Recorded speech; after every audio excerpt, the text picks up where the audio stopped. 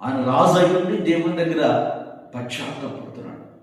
జాగ్రత్తగా దేవుని దగ్గర ఒళ్ళు ఇల్లు దగ్గర పెట్టుకుని మాట్లాడుతున్నాడు. ఏం చేస్తున్నాడు? ఒళ్ళు ఇల్లు దగ్గర పెట్టుకొని మాట్లాడుతున్నాడు. రక్షణ పొందిన మనం దేవుని పిల్లలమని కనపడాలంటే మన టోటల్లో మార్పు రావాలి. దేహంలో మార్పు కనపడాలి, మాటలో మార్పు కనపడాలి. ఆయన రాజు కాకముందే దేవుని కుమారుడు. ఆమె డేవిడ్ రాజు కాకముందే దేవుని కుమారుడు. రాజు అయినాక దావీదులో మార్పు వచ్చిందంటే, డేవిడ్లో మార్పు వచ్చిందని, కింగ్ ఆఫ్ ద డేవిడ్లో మార్పు ఏమీ రాలేదు తెలియదు. ఇంకా నా బాధ్యత పెరిగింది.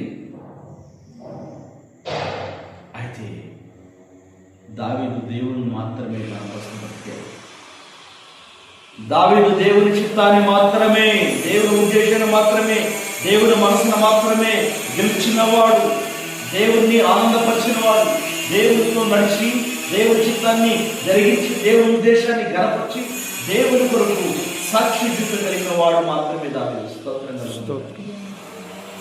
మరి మనం ఇక్కడ నేను ఉన్నాళ్ళే నన్ను ఎవరు చూడట్లేదని ఇక్కడ ఉన్న యేసును ఆయన చూడట్లేదా?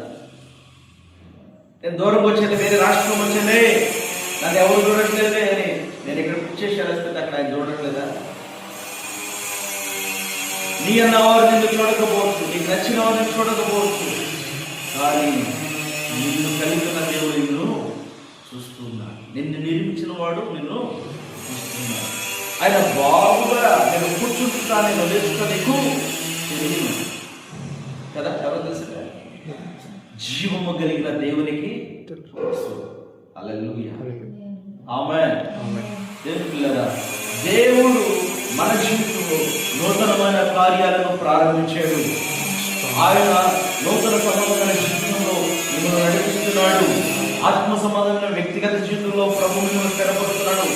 యేసుక్రీస్తు నామము గొప్ప నామం, అన్ని నామముల కన్నా ఆయన నామం పైన నామము.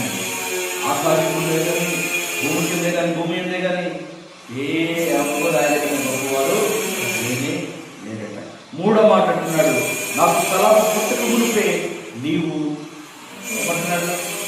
చూడబ్బా, నాకు తలాపు పుట్టక మునిపే నీవు నా మనసు గ్రహించి ఉన్నావు. ఏమంటున్నాడు దావీదు? ఈయన రాజు అయింది, ఏం చెప్పి చెబుతున్నాడు?